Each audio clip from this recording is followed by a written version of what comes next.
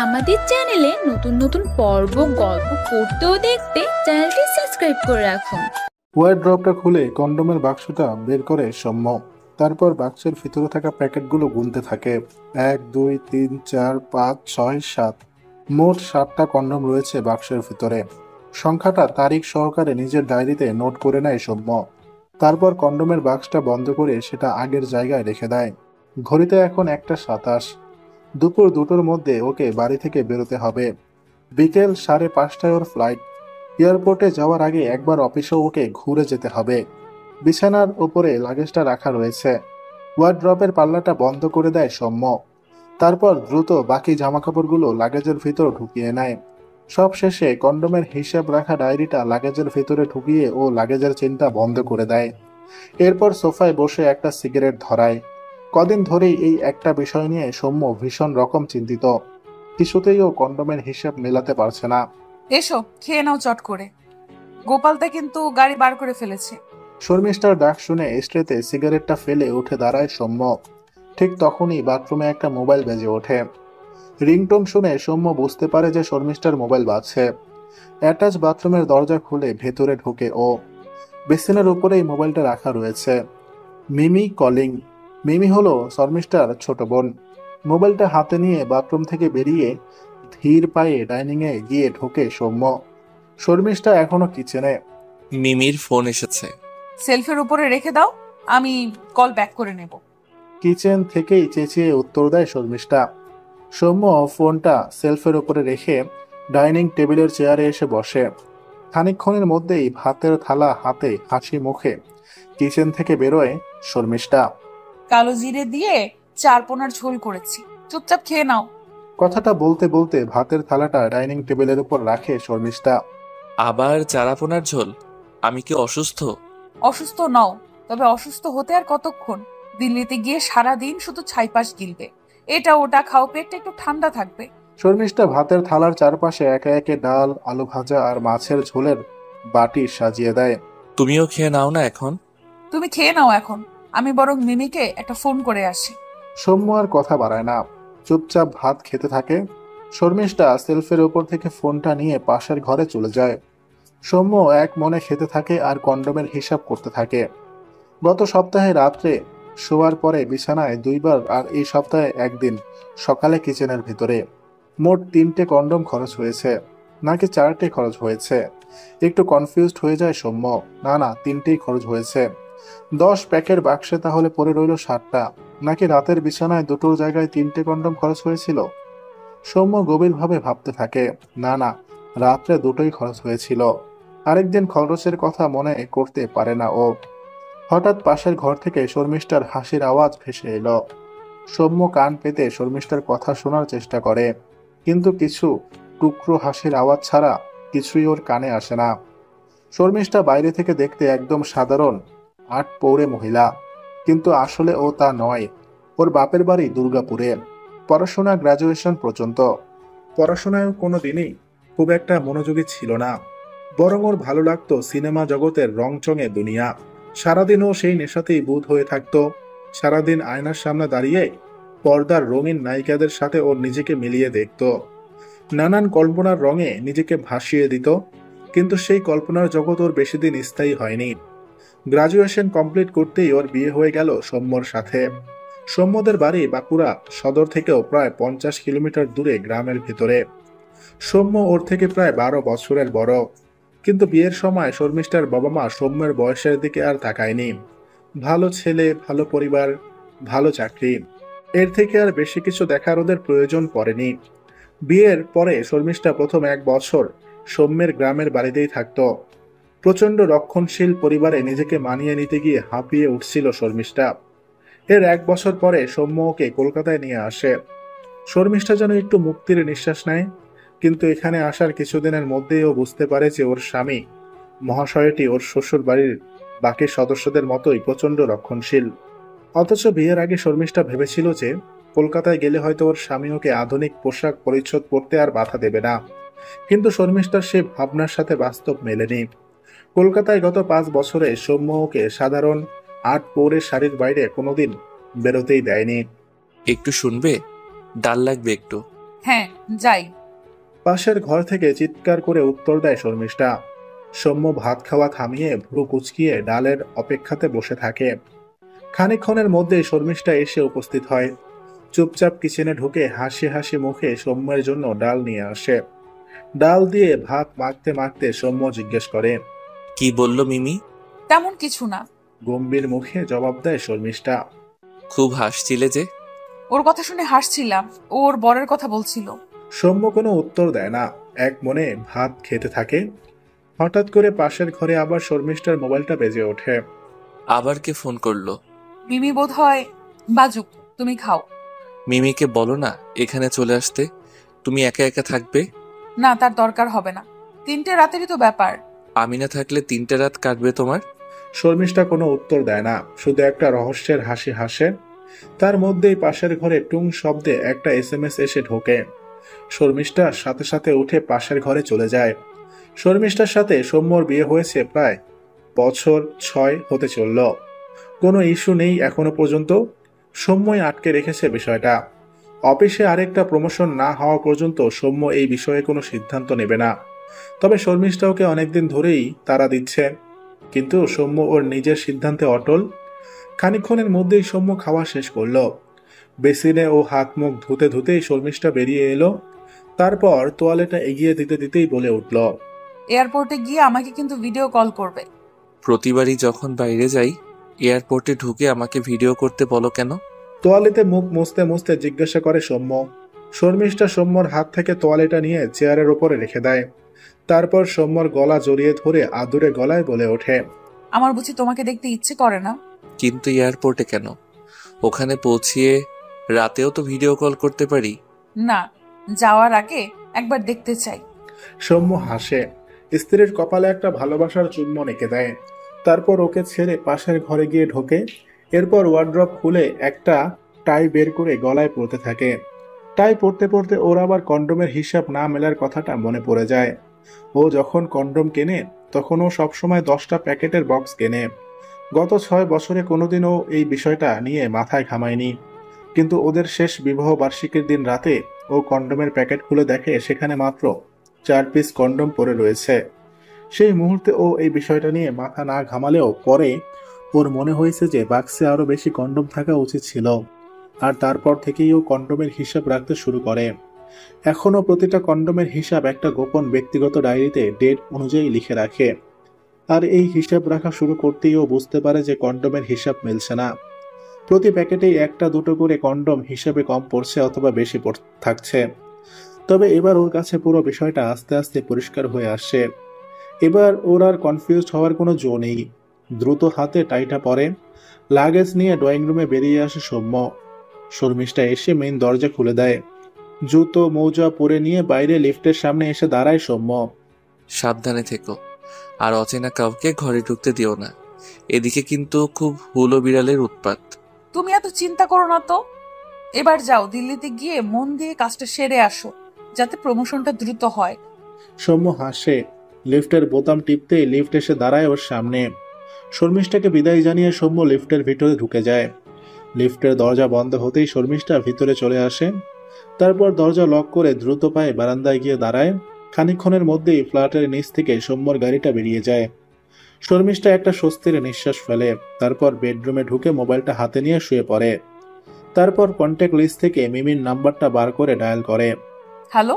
হ্যাঁ বলো, বেরিয়েছে তোমার স্বামী? বেরিয়েছো? আমি তাহলে যাই এখন তোমার কাছে। এসো। উনি আবার ফিরে আসবেন না তো? এয়ারপোর্টে গিয়ে ভিডিও কল করতে বলেছি, সেই জন্য। তাহলে ভিডিও কলের পরে যাই। তুমি না বড্ড ভীতু। এক্ষুনি এসো। ও আর এখন ফিরবে না, তুমি নিশ্চিন্ত থাকো। অপর প্রান্ত থেকে পুরুষালী গলায় মোহময় হাসির আওয়াজ ভেসে আসে। শর্মিষ্ঠা ফোনটা কেটে আয়নার সামনে গিয়ে দাঁড়ায়। তারপর বুকের ওপর থেকে শাড়ির আঁচলটা সরিয়ে ফেলে। নিজের 28 বছরের হিলহিলে চেহারাটার দিকে মুগ্ধ বিস্ময়ে তাকিয়ে থাকে। তারপরে আট পৌরে শাড়িটা খুলে ঘেন্না ভরে ছুঁড়ে ফেলে দেয় বিছানার উপরে। এরপর খাটের বক্স থেকে বার করে পছন্দের সেই নীল গাউনটা। চোখ বন্ধ করে সারা শরীরে সেই গাউনটা বোলাতে থাকে। নিজেকে কল্পনা করে বলিউডের সুন্দরী নায়িকাদের সাথে। কি ছিপছিপে শরীর ওর, হিলহিলে কোমর, ঠিক যেন কোনো ফিল্মের নায়িকা। অথচ এই সব কিছুই গ্রাম্য তাঁতের শাড়ির আড়ালে ওকে ঢেকে রাখতে হয়। ওর এই অনন্য সম্পদের কিছুইও দুনিয়াকে দেখাতে পারে না। এসব ভাবতে ভাবতেই ও নিজের শরীরটা বিছানায় এলিয়ে দেয়। কখন যে চোখটা বুজে আসে ও কিছুই বুঝতে পারে না। হঠাৎ করে মোবাইলটা বেজে উঠতেই ওর তন্দ্রা ভেঙে যায়। লাফিয়ে উঠে মোবাইলটা হাতে নিতেই দেখে সৌম্য কলিং ভিডিও কল করেছে। তার মানে এয়ারপোর্টে পৌঁছেছে। ও তাড়াতাড়ি শাড়িটা পরতে থাকে। সৌম্যের ভিডিও কল বেজে বেজে থেমে যায়। শর্মিষ্ঠা ভালোভাবে শাড়িটা পরে নিয়ে মোবাইলটা হাতে নিয়ে ড্রয়িং রুমে গিয়ে বসে। তারপর সৌম্যকে ভিডিও কল করে। হ্যালো, এত দেরি হলো কেন ফোনটা ধরতে? এই একটু বাথরুমে গেছিলাম। শর্মিষ্ঠা ভালো করে সৌম্যর চারপাশটা দেখতে থাকে। না, এয়ারপোর্টেই ও আছে এখন, নিশ্চিত হয় শর্মিষ্ঠা। তারপর জরুরি কিছু কথা বলে ফোনটা কেটে দেয়। এরপর বেডরুমে গিয়ে গায়ের শাড়িটা খুলে ছুঁড়ে ফেলে দেয়। তারপর পরম যত্নে নীল রঙের ভেলভেটের গাউনটা পরে নেয়। নিজের খোপা করে রাখা চুল খুলে ছড়িয়ে দেয় পিঠের ওপরে। তারপর পরম যত্নে সারা মুখে প্রসাধন করতে থাকে। প্রসাধন শেষ হলে ক্যাবিনেট খুলে বার করে সৌম্যর হুইস্কির বোতলখানি। তারপর কাচের গ্লাসে বরফের মধ্যে খানিকটা হুইস্কি ঢেলে নেয়। ব্লুটুথ স্পিকারে চালিয়ে দেয় ইংরেজি গান। হুইস্কির গ্লাসে চুমুক দিতে দিতে একা একাই ড্রয়িং রুম জুড়ে নাচতে থাকে। একটু পরেই কলিং বেল বেজে ওঠে। লুকিং গ্লাসে চেহারা দেখে নিয়ে দরজা খুলে দেয় শর্মিষ্ঠা। ভিতরে ঢুকে আসে সুঠাম শরীরের সুদর্শন যুবক। শর্মিষ্ঠা ওর দিকে এগিয়ে দেয় হুইস্কির গ্লাস। মদ্যপান করতে করতে দুজনে প্রাণ ভরে নাচ করে। তারপর শর্মিষ্ঠা ওকে নিয়ে বেডরুমে ঢোকে। ওয়ার্ড্রপ থেকে কন্ডোমের বাক্সটা বার করে এক পিস কন্ডোম এগিয়ে দেয় যুবকটির দিকে। তারপর উদ্দাম শরীরী খেলায় মেতে ওঠে দুজনে। সৌম্যর 3 দিন পরে দিল্লি থেকে ফেরার কথা ছিল, কিন্তু অফিসের কাজ মিটে যাওয়াতে পরদিন সকালেই ও কলকাতার ফ্লাইট ধরে। দুপুর 2টো নাগাদ ও নিজের ফ্ল্যাটে ফিরে আসে। ফ্ল্যাটের দরজায় কলিং বেল টিপে দাঁড়িয়ে থাকে ও, কিন্তু বেশ কিছুক্ষণ দাঁড়িয়ে থাকার পরেও কেউ দরজা খোলে না। দরজা ভেতর থেকে বন্ধ। আবার কলিং বেল টেপেও, কিন্তু ভেতর থেকে কোনো সাড়া আসে না। অথচ দরজার কলাপসেবল গেট খোলা।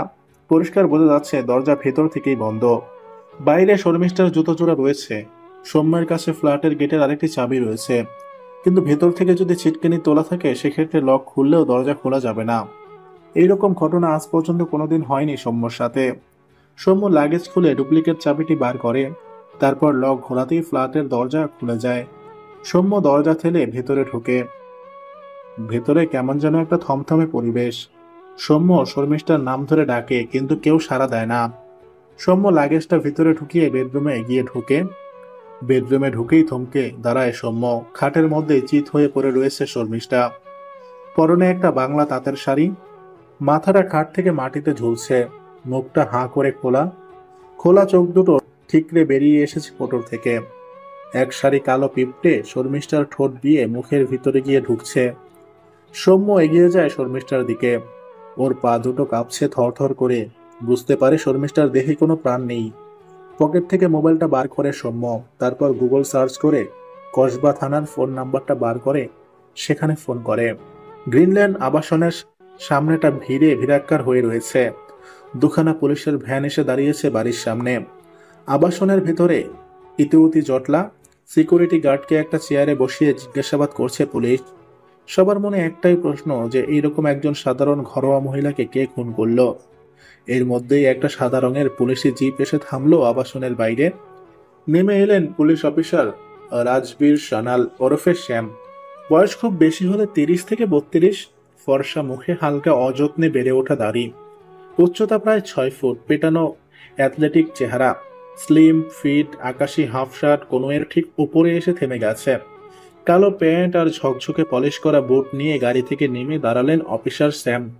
সানগ্লাসটা খুলে একবার 4 তলার দিকে দাঁড়ালেন। তারপর গটগট করে হেঁটে লিফটে গিয়ে উঠলেন। আসুন স্যার। শ্যাম লিফট থেকে নামতে এগিয়ে এলেন sub inspector Sujit Samaddar. Photographer এসেছে? হ্যাঁ স্যার, বডির ফটো তোলা হয়ে গেছে। ওর হাজবেন্ড কোথায়? বসিয়ে রেখেছি স্যার। আর কোনো আত্মীয় স্বজন? মেয়েটির বাপের বাড়িতে খবর পাঠানো হয়েছে, ওরা আসছে। কোথায় বাড়ি ওদের? দুর্গাপুর। কে ফোন করেছিল ওদের? আমি। জামাই বা শ্বশুর বাড়ির সম্বন্ধে ওদের কোনো অভিযোগ আছে? না স্যার, কোনো অভিযোগ নেই। স্যাম ধীর পায়ে ঘরের ভিতরে গিয়ে ঢোকে। ড্রয়িং রুমের সোফায় মাথা নিচু করে বসে আছে সৌম্য। শ্যাম খানিকক্ষণ দাঁড়িয়ে সৌম্যকে দেখে, তারপর বেডরুমের ভেতরে ঢুকে যায়। শর্মিষ্ঠার বডি এখনো খাটের উপরে পড়ে রয়েছে। শ্যাম বেশ কিছুক্ষণ দাঁড়িয়ে দাঁড়িয়ে মৃতদেহটি দেখতে থাকে, তারপর সমাদদারের সাথে কথাবার্তা শুরু করে। কোন জিনিস খোয়া গেছে? মহিলার স্বামীর বয়ান অনুযায়ী কোনো কিছু খোয়ানো যায়নি। বাড়িতে কাজের লোক কয়টি? সকালে একজন আসে। ওকে থানায় তুলে নিয়ে আসো। ঠিক আছে স্যার। বডি এবার পোস্টমর্টমে পাঠিয়ে দাও। যেমন আপনি বলবেন। সমাদদার ঘর ছেড়ে বেরিয়ে যায়। শ্যাম ঘুরে ঘুরে খুঁটিয়ে খুঁটিয়ে ফ্ল্যাটটি দেখতে থাকে। দুটি ছেলে এসে শর্মিষ্ঠার মৃতদেহ নিয়ে চলে যায়। শ্যাম বিছানাটা ভালো করে দেখে, তারপর ওয়ার্ড্রবের পাল্লাটা খুলতেই একদম সামনে কন্ডোমের প্যাকেটটি চোখে পড়ে। সমাদদার, শ্যামের ডাক শুনে সমাদদার ঘরে এসে ঢোকে। বলুন স্যার। কন্ডোমের প্যাকেটটা সিজ করো। ঠিক আছে স্যার। মৃতার মোবাইল ফোনটা পেয়েছো? হ্যাঁ স্যার, বডির একদম পাশেই পড়েছিল। শ্যাম আশ্চর্য হয়ে সমাদদারের দিকে তাকিয়ে থাকে মোবাইলের কথাটা শুনে। আজ সন্ধ্যের মধ্যে কল লিস্ট চাই। হয়ে যাবে স্যার। ঘরের ভেতরে ওয়ার্ড্রব, একটা ড্রেসিং টেবিল আর একটা খাট রয়েছে। শ্যাম মন দিয়ে খুঁটিয়ে সবকিছু পরীক্ষা করতে থাকে। তারপর বেডরুমটা সিল করে দাও। আরো ভালোভাবে সবকিছু পরীক্ষা করার দরকার আছে। বেডরুম থেকে বেরিয়ে বাথরুমে ঢুকলো শ্যাম। চারপাশ খুঁটিয়ে দেখতে গিয়ে বেসিনের নিচে একটা ডাস্টবিন চোখে পড়ল। সমাদদার, বিনটা নিয়ে বাইরে এসো। সমাদদার ডাস্টবিনটা নিয়ে শ্যামের পেছন পেছন বারান্দায় চলে যায়। তারপর মেঝেতে একটা খবরের কাগজ পেতে ওর উপরে ডাস্টবিনটা উপর করে। হাতে একটা গ্লাভস পরে নিয়ে সমাদদার ডাস্টবিনের নোংরা ঘাঁটতে থাকে। নোংরা ঘাঁটতে ঘাঁটতে একটা ব্যবহৃত কন্ডোমও তুলে ধরে শ্যামের দিকে। শ্যাম সাথে সাথে হাঁটু গেড়ে বসে পড়ে মাটিতে, তারপর খুঁটিয়ে কন্ডোমটা দেখতে থাকে। ভেতরটা এখনো ভেজা স্যার। তাই তো দেখছি সমাদদার, গত 24 ঘন্টার মধ্যে এটা ব্যবহার করা হয়েছে। শ্যাম হাতে একটা গ্লাভস পরে নেয়, তারপর কন্ডোমটা হাতে নিয়ে নেড়েচেড়ে দেখতে থাকে। খুব গুরুত্বপূর্ণ এভিডেন্স সমাদদার। ভেতরের ফ্লুইডটা কার এটা জানা দরকার। কন্ডোমটা সমাদদারের হাতে দিয়ে ড্রয়িং রুমে বেরিয়ে আসে শ্যাম। সৌম্য তখনও মাথা নিচু করে বসে আছে। শ্যাম সৌম্যর উল্টো দিকের সোফাতে গিয়ে বসে। Hello mister Sen. সৌম্য চোখ তুলে তাকায় শ্যামের দিকে। হ্যালো। শ্যাম খানিকক্ষণ তাকিয়ে থাকে সৌম্যর দিকে, তারপর আপনি কখন দেখলেন বডিটা? দুপুর 2টো হবে তখন। কোথায় গেছিলেন? দিল্লি থেকে ফিরলাম আজ। কবে গেছিলেন? গতকাল বিকেল 5টার ফ্লাইট ছিল। আজ কলকাতায় কখন নামলেন ফ্লাইট থেকে? সকাল 9টা। এখানে তাহলে দুটোই এলেন কেন? খুব ইম্পর্টেন্ট অফিসিয়াল কাজ ছিল, তাই এয়ারপোর্টে নামার পরে প্রথমে সোজা অফিসে চলে যাই। তারপর সমস্ত কাজ শেষ করে দুপুর 1টা নাগাদ অফিস থেকে বেরোই। তারপর বাড়িতে এসে দেখি এই দৃশ্য। কথাগুলো বলতে বলতে সৌম্যের চোখ দুটো ছলছল করে ওঠে। আপনি কি এইরকম প্রায় বাইরে যান? হ্যাঁ, মাঝে মধ্যে আমাকে অফিসিয়াল ট্যুরে যেতে হয়। শ্যাম খানিকক্ষণ কিছু চিন্তা করে, তারপর আপনার স্ত্রীর সাথে কারোর কোনো অবৈধ সম্পর্ক আছে? মুহূর্তের মধ্যেই সৌম্যর মুখটা গম্ভীর হয়ে যায়। তেমন কিছু থাকলে আপনি আমায় খুলে বলুন মিস্টার সেন। আমার স্ত্রীর সাথে কারোর কোনো সম্পর্কের কথা আমার জানা নেই। ভেবে বলুন। ভেবেই বলছি, আমার তেমন কিছু জানা নেই। দরজার পাশে রাখা এই লাগেজটা কার? আমার। এটা আমরা সিজ করছি। সে কি, ওখানে আমার অনেক দরকারি জিনিস রয়েছে। আমাদের ইনভেস্টিগেশন শেষ হলে লাগেজ সমেত আপনার সমস্ত দরকারি জিনিস আপনি ফেরত পেয়ে যাবেন। কিন্তু শ্যাম কঠোর দৃষ্টিতে তাকায় সৌম্যর দিকে। সৌম্য কিছু একটা বলতে গিয়েও থেমে যায়। আমায় না জানিয়ে আপনি এখন কলকাতার বাইরে যাবেন না। রুক্ষভাবে কথাটা বলে শ্যাম উঠে দাঁড়ায়, সাথে সাথে সমাদদারও সোফা ছেড়ে উঠে দাঁড়ায়। তারপর দুজনে ধীর পায়ে ফ্ল্যাটের বাইরে বেরিয়ে আসে। স্যার, আপনি কি মহিলার স্বামীকে সন্দেহ করছেন? খুনি তো যে কেউ হতে পারে সমাদদার। তা ঠিক, কিন্তু খুনের মোটিভ কি হতে পারে স্যার? চুরি ডাকাতি যে খুনের মোটিভ নয় সেটা মোটামুটি বোঝা যাচ্ছে। এমনও তো হতে পারে যে ডাকাতি করতে এসে বাধা পেয়ে খুন করে ফেলেছে। সেক্ষেত্রে ঘরে ধস্তাধস্তির চিহ্ন থাকতো। চেনা কেউ যদি ভয় পেয়ে খুন করে থাকে তবে খুনের সাথে সাথে ওরা পালাবে। যাওয়ার আগে ধস্তাধস্তির চিহ্নগুলোও তো মুছে দিয়ে যেতে পারে। সেই রকম ঠান্ডা মাথার খুনি হলে চিহ্ন মোছার পরে মূল্যবান জিনিসপত্রও সাথে নিয়ে যেত। ঘরের ভেতরে কিন্তু প্রচুর দামি দামি সামগ্রী রয়েছে। তার মানে বলছেন যে চুরি মোটিভ না? সম্ভবত তাই। কাজের লোকটিকে থানায় তুলে এনে জেরা করলে আরো নিশ্চিত হওয়া যাবে। লিফটে করে ওরা একতলায় নেমে আসে। ওরা নামার সাথে সাথে মর্গের ভ্যানটি স্টার্ট দিয়ে দিল। শ্যাম সেই দিকে একবার তাকিয়ে নিজের গাড়ির দিকে এগিয়ে গেল। মহিলার হাজবেন্ডের যাবতীয় ডিটেল আমার চাই সমাদ্দার। ও দিল্লি যাওয়া আসার যে ফ্লাইট ডিটেল দিল সেটা মিলিয়ে দেখো। দিল্লিতে গিয়ে কোন হোটেলে ছিল, চেক ইন চেক আউট সব ডিটেল চাই। হোটেলে ও যে রুমে ছিল সেই রুমের সামনের সিসিটিভি ফুটেজ চাই। আজ সকালে কলকাতা ফেরার পথে ঠিক কয়টায় সময় ও অফিসে ঢুকেছিল, কখন অফিস থেকে বেরিয়েছে তার একদম সঠিক তথ্য আমার চাই। ওকে স্যার, সিসিটিভি ফুটেজ ছাড়া বাকি সব তথ্য আজ সন্ধ্যের মধ্যেই পেয়ে যাবে। গুড। আরেকটা কথা, কন্ডোমের ভেতরে যে ফ্লুইডটা রয়েছে সেটা মিস্টার সেনের কিনা এবং সেই কন্ডোম মৃত মহিলার শরীরেই প্রবেশ করানো হয়েছিল কিনা তার নিখুঁত তথ্য চাই। ভদ্রমহিলার স্বামীর তাহলে মেডিকেল টেস্ট করাতে হবে। করাও। যদি রাজি না হয় এই রকম একটা সেন্সিটিভ টেস্ট, জোর করে রাজি করাও। যদি এর বিরুদ্ধে কোর্টে মুভ করে? আমরা কোর্টকে জানাবো যে কেন এই টেস্টটা এত জরুরি। ঠিক আছে স্যার। আর হ্যাঁ, সিকিউরিটি গার্ডকে রেজিস্টার সমেত থানায় তুলে নিয়ে আসো এখন। ঠিক আছে স্যার। শ্যাম গাড়িতে উঠতেই সিকিউরিটি গার্ডটিকে ধরে পেছনের পুলিশ ভ্যানে তোলা হলো। জানালার কাছ নামিয়ে শ্যাম একটা সিগারেট ধরালো। Gold leaf king size.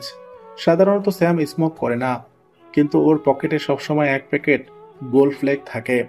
যখনই ও কোনো গভীর চিন্তার জগতে প্রবেশ করে তখনই ওর সঙ্গী সিগারেটের প্যাকেটটি হয়। সিগারেটটা ধরিয়ে আস্তে আস্তে ধোঁয়া ছাড়তে থাকে শ্যাম। সানগ্লাসের ভেতর থেকে এক মনে সেই ধোঁয়ার দিকে তাকিয়ে থাকে ও। ঢুকে পড়ে খুনের কিনারার জটিল তত্ত্বে। পোস্টমর্টেম রিপোর্ট এখনো আসেনি, তবে শ্যামের অভিজ্ঞতা থেকে মনে হয়েছে যে এটি হয়তো বালিশ চাপা দিয়ে খুন।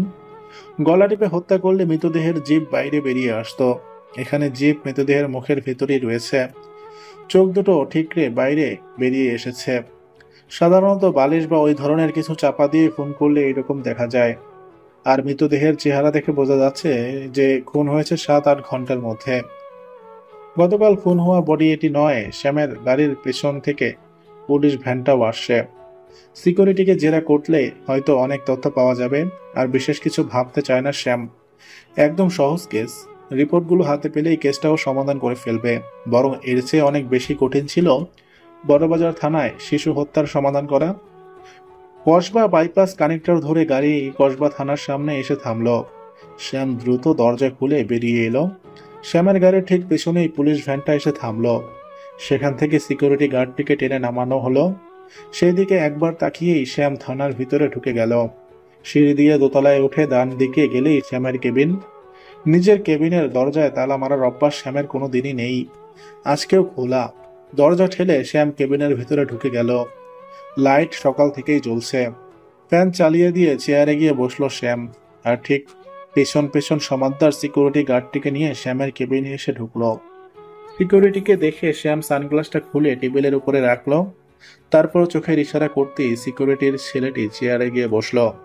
পাশের চেয়ারটিতে সমাদদার বসলো। ছেলেটির বয়স 27-28 হবে।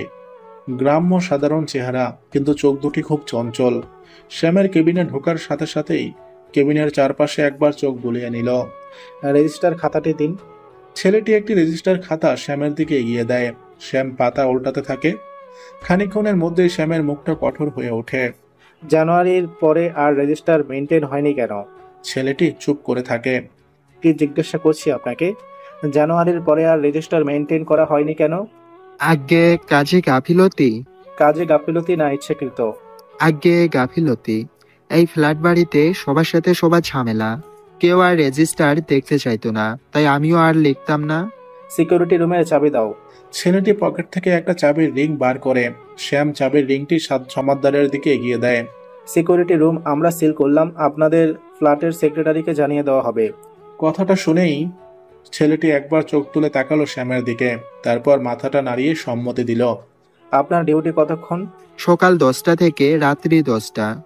আর রাত্রি 10টার পরে? কেউ থাকে না স্যার। কেন? এখানে ফ্ল্যাটে ফ্ল্যাটে খুব ঝামেলা স্যার। কেউ ঠিক মতো পয়সা দিতে চায় না।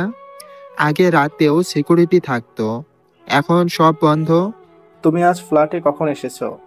10:30 নাগাদ এসেছি। আসার পরে অচেনা কেউ ফ্ল্যাটে ঢুকেছে? না স্যার। মিস্টার সেন আজ কখন এসেছেন ফ্ল্যাটে? 2-2:30 নাগাদ। আর কাল কখন বেরিয়েছেন? এইরকমই, গতকাল 2-2:30 নাগাদ উনি বেরিয়েছিলেন। উনি বেরোনোর পরে ওনার ফ্ল্যাটে আর কেউ এসেছিলেন? না স্যার। মিস্টার সেন বেরোনোর পরে বাইরের লোক কে কে এসেছে এই ফ্ল্যাটে? 3 তলার ফ্ল্যাটে একজন এসেছিলেন কখন? 4:30-5টা নাগাদ। উনি গেলেন কখন? সিকিউরিটির ছেলেটি খানিকক্ষণ কিছু একটা ভাবে, তারপর মনে করতে পারছি না স্যার, উনি কখন বেরিয়েছেন। শ্যাম খানিকক্ষণ কঠিন মুখে ছেলেটির দিকে তাকিয়ে থাকে, তারপর তোমাকে আমরা হেফাজতে নিলাম। আমি খুন করিনি স্যার, আমাকে কেন হেফাজতে নেবেন? শ্যাম কোনো উত্তর দেয় না। সমন্তর চেয়ার ছেড়ে উঠে দাঁড়ায়, তারপর সিকিউরিটি ছেলেটির কলার ধরে ওকে টেনে তোলে। ছেলেটি চিৎকার করতে থাকে আর বলে, স্যার আমি খুন করিনি, আমি খুন করিনি। শ্যাম উঠে দাঁড়ায়, তারপর ছেলেটির চুলের মুঠি ধরে হিসিয়ে গলায় বলে ওঠে, ফ্ল্যাটের নিরাপত্তার দায়িত্বে ছিলে তুমি, কিন্তু নিজের দায়িত্ব ঠিক মতন তুমি পালন করনি। তুমি যদি সজাগ থাকতে তাহলে হয়তো এই খুনটা হতো না। কথাটা বলেই শ্যাম ঘর ছেড়ে বেরিয়ে যায়। সমাদর টানতে টানতে ছেলেটিকে চালান ঘরের দিকে নিয়ে যায়। শ্যাম দোতলার করিডোরের দিকে হাঁটা লাগায়। ধীর পায়ে করিডোরে এসে দাঁড়িয়ে একটা সিগারেট ধরায়। নিচ দিয়ে অসংখ্য গাড়ি বাইপাসের দিকে ছুটে চলেছে। সিগারেট খেতে খেতে এক মনে কেসটা নিয়ে ভাবতে থাকে শ্যাম। ঠিক তখনই সুজিত সমাদদার পেছনে এসে দাঁড়ায়। একটা কথা ছিল স্যার। কি? কাজের মেয়েটি বাড়ি ছেড়ে পালিয়েছে। সে কি? ওকে তুলে আনতে সাব ইন্সপেক্টর অসিত মালকে পাঠিয়েছিলাম, ও ফিরে এসেছে। কি বললো অসিত মাল? মেয়েটা কাকুলিয়া বস্তিতে থাকতো স্যার, দরজায় তালা মারা। খোঁজ নিয়ে জানা গেছে সকালে কাজে বেরিয়েছিল, কিন্তু খুব দ্রুত কাজ থেকে ফিরে আসি, তারপর আবার হন্তদন্ত হয়ে বেরিয়ে যায়। বেরোনোর সময় কাঁধে একটা ব্যাগ ছিল। একজনকে বলে গেছে যে নবদ্বীপ যাচ্ছে ওর মাসির বাড়ি। ওর মাসি নাকি গুরুতর অসুস্থ, হঠাৎ ফোন এসেছে, তাই তাড়াহুড়ো করে ওকে যেতে হয়েছে। বয়স কত মেয়েটির? 27-28 হবে, স্বামী পরিতপ্তা। শ্যাম সিগারেটে একটা গভীর টান দেয়।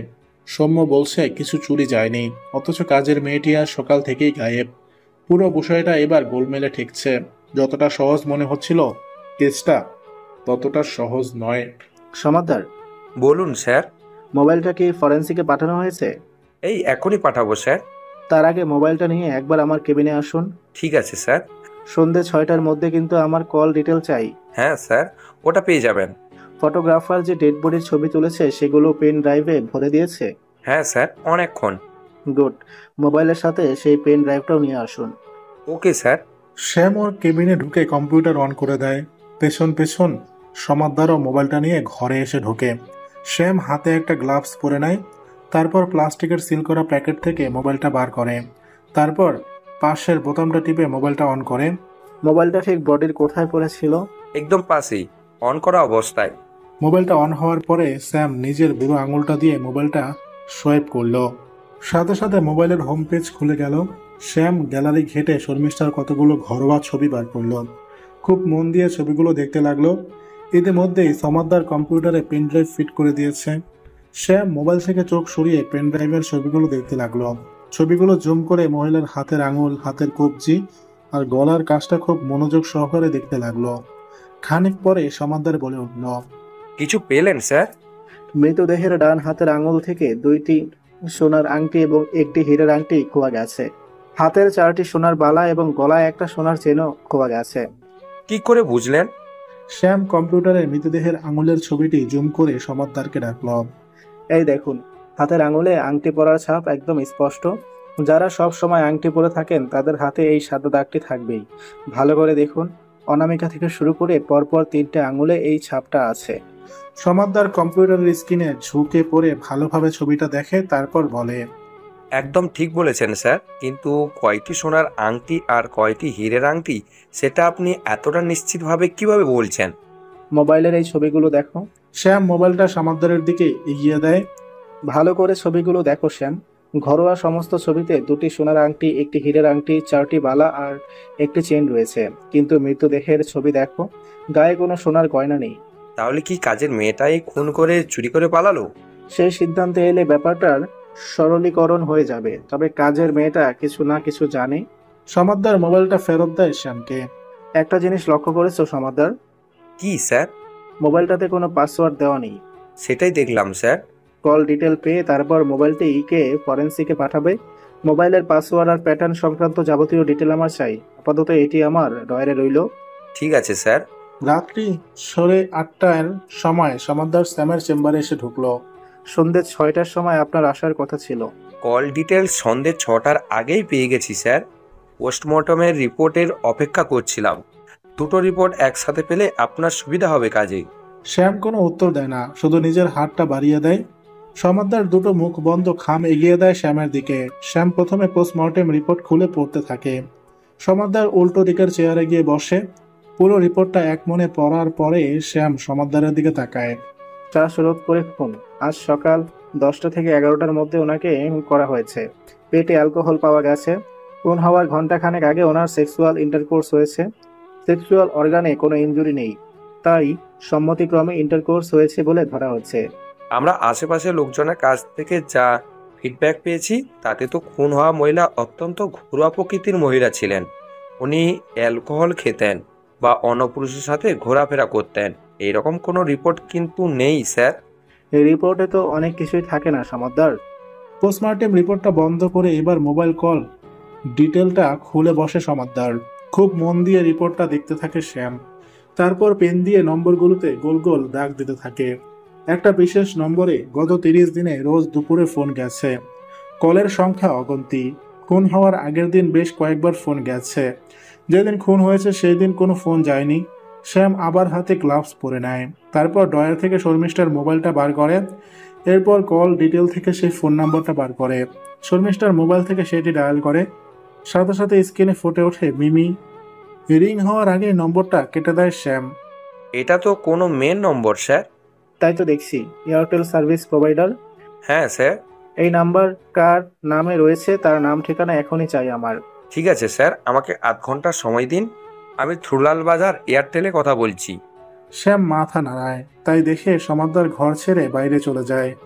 শ্যামের মাথায় নানান সম্ভাবনা কিলবিল করতে থাকে। গা থেকে সোনার গয়না গায়েব হওয়া, কাজের লোকের পালানো।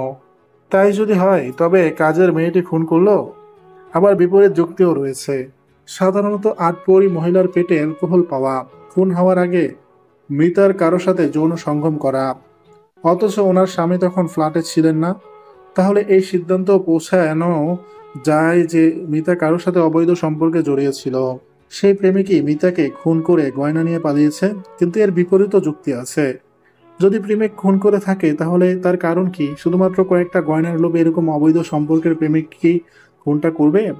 এটা ঠিক বিশ্বাস হয় না। যদি গয়নার লোভে প্রেমিক খুন করে থাকে তবে বুঝতে হবে সেই প্রেমিক খুব নিচু শ্রেণীতে বিলং করে, যেমন মিস্ত্রি, লেবার, ড্রাইভার, সিকিউরিটি গার্ড এইসব। আসবো স্যার। এসো সমাদ্দার। সমাদ্দার কেবিনে ঢুকে উল্টো দিকের চেয়ারটায় গিয়ে বসলো। নম্বরটা ভিকি সিং বলে একজনের নামে রয়েছে, ভবানীপুরের ঠিকানা। ওকে, ভিকি সিং ওরফে মিমি। ওনার স্বামীও যাবতীয় ডিটেলস পাওয়া গেছে স্যার। বলুন। ফাইল ডিটেল উনি যা দিয়েছেন একদম ঠিক। Hotel check in, check out রেজিস্টারের ফটোকপি পাওয়া গেছে। রাত 8টায় চেক ইন, ভোর 6টায় চেক আউট। মাত্র এই কটা ঘন্টার জন্য উনি কি কাজে দিল্লিতে গেছিলেন? ওনার অফিসের সূত্রে যেটা জানতে পারা গেছে সেটা হলো দিল্লির এক বড় কাস্টমারের থেকে উনি পেমেন্ট আদায় করতে গিয়েছিলেন। 3 দিন হাতে সময় নিয়ে গিয়েছিলেন, কিন্তু যেই দিন উনি দিল্লি পৌঁছান সেদিন রাতেই সেই কাস্টমার হোটেলে এসে পেমেন্ট দিয়ে গেছেন। ওনার ঘরের সামনে সিসিটিভি ফুটেজ 2-3 দিনের হাতে এসে পৌঁছাবে। উনার ফ্লাইট কলকাতায় কখন ল্যান্ড করেছে? সকাল 9টার সময়। অফিসে কখন ঢোকেন? নিউ টাউনে ওনার অফিস। 9:30টার সময় সেই দিন উনি অফিসে ঢোকেন এবং দুপুর 1টার সময় উনি অফিস থেকে বেরোন। বায়োমেট্রিক রেকর্ড তাই বলছে। স্যাম উঠে দাঁড়ালো। কেবিন থেকে বেরিয়ে করিডোরে এক মনে পায়চারি করতে লাগলো। খানিকক্ষণ পরে সমাদ্দার এসে উপস্থিত হলো। সমাদ্দার, মোবাইল কল লিস্টের ছেলেটিকে তুলে নিয়ে এসো এখনই। Okay sir. সমাদ্দার বেরিয়ে গেল। শ্যাম একটা সিগারেট ধরিয়ে এক মনে রাস্তার দিকে তাকিয়ে রইল। তারপর হঠাৎই নিচে নেমে এলো। গাড়ির ড্রাইভার নিচে একটা চেয়ারে বসে আরো 2-3 জন ড্রাইভারের সাথে গল্প করছে। স্যাম ওকে ইশারা করতেই ও উঠে এলো। ওদের গাড়িটা থানার একদম গেটের সামনেই দাঁড়িয়ে আছে। স্যাম সোজা হেঁটে গাড়ির পেছনের সিটে গিয়ে উঠে বসলো। ড্রাইভার গাড়ি স্টার্ট করে দিল। গ্রিনল্যান্ড। জানি স্যার। ড্রাইভারটি হাসলো। শ্যাম নিজেও হাসলো একটু। কি করে জানলি তুই? এতদিন আপনার ডিউটি করেছি, এটা জানবো না যে কখন কোথায় আপনার যেতে ইচ্ছে করে? শ্যাম হাসলো। যদিও ওর মাথায় এখন খুনের কেসটি ছাড়া আর কিছুই ঘুরছে না। সাধারণ খুনের কেসগুলোর সমাধান করতে সাধারণত 4-5 দিন লাগে শ্যামের। কিন্তু এটা একটু জটিল মনে হয়েছে। খুনের কোনো মোটিভ এখনো সেভাবে পাওয়া যাচ্ছে না। কয়েকটা আংটি আর সোনার চেনের জন্য এই হত্যাকাণ্ড ঘটেছে বলে মনে হচ্ছে না। স্বামীর অনুপস্থিতিতে একজন সাধারণ গৃহবধূর পেটে অ্যালকোহল পাওয়া এবং হত্যার আগে যৌন সঙ্গম পরিষ্কার অন্যদিকে ইঙ্গিত করছে। মিনিট 15-র মধ্যে গ্রিনল্যান্ডের সামনে এসে থামলো গাড়ি। গাড়ি থেকে নেমে দাঁড়ালো শ্যাম। ড্রাইভারকেও ইশারা করলো ওর সাথে আসার জন্যে। ইশারা পেয়ে ড্রাইভারটিও নেমে এলো। লিফটে করে 4 তলায় উঠে এসে বেল টিপতেই সৌম্য এসে দরজা খুলে দিল। আপনার বেডরুমটা আমি একটু তল্লাশি করব। সৌম্য খানিকক্ষণ শ্যামের দিকে তাকিয়ে রইল। তারপর বাইরে দাঁড়ানোর ইঙ্গিত করে ভেতরে ঢুকে গেল, কিন্তু শ্যাম কয়েক মুহূর্ত বাইরে দাঁড়িয়ে ঈশ্বরটান ভিতরে ঢুকে গেল। ভেতরে ঢুকতেই অ্যালকোহলের বাজে গন্ধ শ্যামের নাকে এসে ধাক্কা মারল। সোফার দিকে তাকাতেই চোখে পড়ল সৌম্য সেন্টার টেবিল থেকে একটা মদের বোতল আর গ্লাস সরাচ্ছে। শ্যামের সাথে চোখাচোখি হতেই সৌম্য চমকে উঠল। সৌম্যের হাতে একটা 1 লিটারের মদের বোতল। বোতলের তলায় আর সামান্যই মদ পড়ে রয়েছে। আপনার বাড়িতে কি সবসময় মদের বোতল মজুদ থাকে মিস্টার সেন? সৌম্য আমতা আমতা করে ওঠে। হ্যাঁ থাকে। আপনার স্ত্রী মদ্যপান করতেন? না। শ্যাম আর বিশেষ কথা বাড়ায় না। ড্রয়িং রুমের চারপাশটা একবার চোখ বুলিয়ে বেডরুমের সামনে গিয়ে দাঁড়ায়। বেডরুমটা গালা দিয়ে সিল করা আছে। গালার উপরে সমাদদারের সই সমেত থানার কাগজ ঝুলছে। শ্যাম নির্দেশ দিতে এই গালা ভেঙে ফেললো ড্রাইভার। তারপর শ্যামের হাত থেকে বেডরুমের চাবিটা নিয়ে ড্রাইভার দরজাটা খুলে ফেলে। এরপর দুজনে ঘরের ভিতরে গিয়ে ঢুকে শ্যাম বেডরুমের ছিটকিনিটা তুলে দেয়। শ্যাম প্রথমে বিছানার উপরে উঠে বসে, মন দিয়ে বিছানার চাদরটা পরীক্ষা করতে থাকে। তারপর চাদরটা তুলে ফেলে তোষক ম্যাট্রেস সব খুঁটিয়ে খুঁটিয়ে পরীক্ষা করে। এরপর তোষক ম্যাট্রেস সব তুলে ফেলে খাটের বাক্সের ডালাটা তুলে ধরে। ডালাটার ঠিক নিচেই যা যা আছে সব বার কর। ঠিক আছে স্যার। ড্রাইভার ডালার ঠিক নিচে হাত দিতেই সেই নীল রঙের গাউনটা বেরিয়ে এলো। তারপরেই একটা জিন্স আর একটা স্লিভলেস টপ বেরিয়ে এলো। আর বার করিস না। শ্যাম গাউনটা নিয়ে নিজের নাকের সামনে ধরলো। মহিলাদের কসমেটিক্স মিশ্রিত গন্ধ নাকে এলো। এরপর শ্যাম গাউনটি বিভিন্ন অংশ নাকের সামনে ধরতে লাগলো। গাউনটির বুকের কাছে হালকা একটা জেন্টস পারফিউমের গন্ধ পাওয়া গেল। এরপর ড্রেসিং টেবিলের পাল্লা খোলে শ্যাম। একটা লেডিস পারফিউম ছাড়া আর কোনো পারফিউম চোখে পড়লো না। আর ঠিক তখনই শ্যামের মোবাইলটা বেজে উঠলো। স্যার, সমাদর বলছি। বলো। বিকি সিং নামের ছেলেটাকে থানায় তুলে এনেছি। ঠিক আছে, আমি যাচ্ছি এখনই। আর হ্যাঁ, আমি মৃতার বেডরুমে রয়েছি। কাউকে পাঠাও এখনই দরজা সিল করার জন্য। ঠিক আছে স্যার, আমি এক্ষুনি কাউকে পাঠাচ্ছি। শ্যাম আর ড্রাইভার দরজা খুলে বেডরুম থেকে বেরিয়ে আসে। সৌম্য তখন সোফায় বসে ঢুলছে। ওদেরকে দেখেই চমকে উঠে সোজা হয়ে বসে। আপনাকে একটা কথা জিজ্ঞাসা করার আছে মিস্টার সেন। হ্যাঁ বলুন। আপনার স্ত্রী শাড়ি ছাড়া আর কি ধরনের পোশাক পরতেন? ও তো গ্রাম্য মহিলা, শাড়ি ছাড়া অন্য কিছুই ও পরতো না। এমনকি জীবনে কোনোদিন সালোয়ার কামিজ বা নাইটি পর্যন্ত পরেনি। ঠিক আছে, আমি এখন বেরোচ্ছি। একটু পরে থানা থেকে লোক এসে দরজাটা সিল করে দিয়ে যাবে। ঠিক আছে স্যার। শ্যাম বেরিয়ে আসে গ্রিনল্যান্ড অ্যাপার্টমেন্ট থেকে। খানিকক্ষণের মধ্যে ওরা থানায় গিয়ে পৌঁছায়। থানায় পৌঁছাতেই সমাদদার এগিয়ে আসে। কিছু এভিডেন্স পেলেন স্যার? কেবিনে এসো। শ্যামের পেছন পেছন সমাদদার কেবিনে গিয়ে ঢোকে। প্লাস্টিকের একটা প্যাকেট থেকে নীল গাউনটা বার করে শ্যাম। তারপর সেটা সমাদদারের দিকে এগিয়ে দেয়। গাউনটা নাকের কাছে ধরো, দেখবে হালকা একটা পারফিউমের গন্ধ পাবে। গাউনটা নাকের কাছে ধরে সমাদদার। গাউনটির বিভিন্ন অংশ নিচের নাকে ঘষতে থাকে। একটা হালকা পারফিউমের গন্ধ পাচ্ছি স্যার। বলো। জেন্টস পারফিউমের গন্ধ। হ্যাঁ স্যার। কারো ড্রেস এইরকম অতি হালকা এবং ছাপ পারফিউমের গন্ধ তখনই পাওয়া যায় যখন তাকে কেউ জড়িয়ে ধরে। তাকে যে জড়িয়ে ধরলো সে যে পারফিউমটা গায়ে মেখেছে সেই গন্ধটা তখন ড্রেসে লেগে যায়। তুমি যে গন্ধটা পাচ্ছ সেটা সেই গন্ধ। সমাদদার বিস্মিত মুখে শ্যামের দিকে তাকিয়ে থাকে। যতই ও শ্যামের বিশ্লেষণ দেখছে ততই ও মুগ্ধ হচ্ছে। তার মানে একটা স্টোরি আমাদের সামনে ক্লিয়ার। কি স্টোরি স্যার? ভদ্রমহিলা ওনার স্বামী এবং সমাজের কাছে একজন অতি ভদ্র এবং ঘরোয়া প্রকৃতির মহিলা সেজে থাকতেন। বাস্তবে উনি তা ছিলেন না। বাস্তবে উনি নিজের জীবনটাকে খুব খোলামেলাভাবে উপভোগ করতেন। গাউনটিতে যে হালকা কসমেটিক্সের গন্ধ লেগে আছে তার থেকে বোঝা যাচ্ছে গাউনটি হয়তো উনি গতকাল দুপুরেই পরেছিলেন। কল রেকর্ড অনুযায়ী তারপরে উনি ভিকি সিংকে ফোন করে ডাকেন। ভিকি সিং ঘরে ঢুকে মহিলাকে জড়িয়ে ধরে। এরপর দুজন মিলে মদ্যপান করে। কিন্তু স্যার, সিকিউরিটির বয়ান অনুযায়ী মিস্টার সেন চলে যাওয়ার পরে ওনার ফ্ল্যাটে কেউ আসেনি। অন্য ফ্ল্যাটে তো এসেছো। হ্যাঁ, সেই বয়ান দিয়েছি। অন্য ফ্ল্যাটে যাওয়ার নাম করে যদি ভিকি সিং মিতার ফ্ল্যাটে আসে সেটা সিকিউরিটির পক্ষে বোঝা সম্ভব নয়। ঠিক বলেছেন স্যার। এছাড়া সিকিউরিটি ঢুকতে দেখলেও কাউকে বেরোতে দেখেনি। তার মানে ভিকি সিং রাতভর ফ্ল্যাটেই ছিল। সকালে ওরা সেক্স করে, এরপর ভিকি সিং খুনটা করে ফ্ল্যাট ছেড়ে পালায়, এবং সেটা 10:30টার সিসিটিভি আসার আগেই। ব্যাপারটা এতটাও সরল নয় সমাদার, কারণ মিতার পরনে তাঁতের শাড়ি ছিল। আমার যতদূর অনুমান ভিকি বাড়িতে থাকতে ও তাঁতের শাড়িটা পরেনি। প্রেমিকের সামনে ও আধুনিক সাজগোজেই থাকবে, এটাই স্বাভাবিক। ভিকি বেরিয়ে যাওয়ার পরে ও শাড়িটা পরেছে। তার মানে বলতে চাইছেন যে ভিকি সিং বেরিয়ে যাওয়ার পরে খুনটা হয়েছে? হয়তো, হয়তো বা না। সমান্তর চুপ করে বসে ভাবতে থাকে। শ্যাম একটা সিগারেট ধরায়, তারপর ভিকি সিংকে নিয়ে আসো। মাথা ঝাঁকিয়ে চিন্তিত মনে বেরিয়ে যাওয়া সমান্তর। কেবিনটা সিগারেটের ধোঁয়ায় ভরে ওঠে। খানিকক্ষণের মধ্যেই ভিকি সিংকে নিয়ে সমান্তর এসে উপস্থিত হয়। 30-31 বছর বয়সের তরতাজা যুবক, ফুল স্লিভ জামা কোণে পর্যন্ত গোটানো, বুকের দুটো বোতাম খোলা, সেখান দিয়ে লোমশ বুক উকি মারছে। কায়দা করে কাটা ঝাঁকড়া চুল মনে করিয়ে দিচ্ছে যে ছেলেটি অন্তত শৌখিন প্রকৃতির এবং পকেটে পয়সাও যথেষ্ট রয়েছে। ছেলেটি কেবিনে এসে ঢুকতেই সিগারেটের ধোঁয়াকে ছাপিয়ে ভরপুর করে পারফিউমের গন্ধ ছাপিয়ে গেল। শ্যাম এক মনে চোখ বন্ধ করে পারফিউমের গন্ধটা মেলানোর চেষ্টা করলো। সমান্তর আর ভিকি সিং দুজনেই শ্যামের চোখ খোলার অপেক্ষাতে দাঁড়িয়ে রইল। খানিকক্ষণ পরে শ্যাম চোখ খুলে দুজনকেই বসতে নির্দেশ দিল। শ্যাম কঠিন মুখে খানিকক্ষণ ভিকি সিং এর দিকে তাকিয়ে রইল। ভিকি সিং মাথা নিচু করে চুপচাপ বসে রইল। বেশ খানিকক্ষণ এভাবেই কেটে গেল। অবশেষে শ্যাম প্রথম মুখ খুলল। শর্মিষ্ঠা দেবীকে কতদিন চেনেন আপনি? ছেলেটি চুপ করে বসে থাকে। দেখুন, ভালো মুখে আপনাকে জিজ্ঞাসা করছি, সব রকম সহযোগিতা করুন, না হলে আপনাকে অ্যারেস্ট করে আমরা আপনাকে জেরা করব। সেই অভিজ্ঞতা কিন্তু আপনার ভালো হবে না। না না, আমি সব রকম সহযোগিতা করব আপনাকে। গুড। আপনি জানলেন কিভাবে যে শর্মিষ্ঠা দেবী খুন হয়েছে?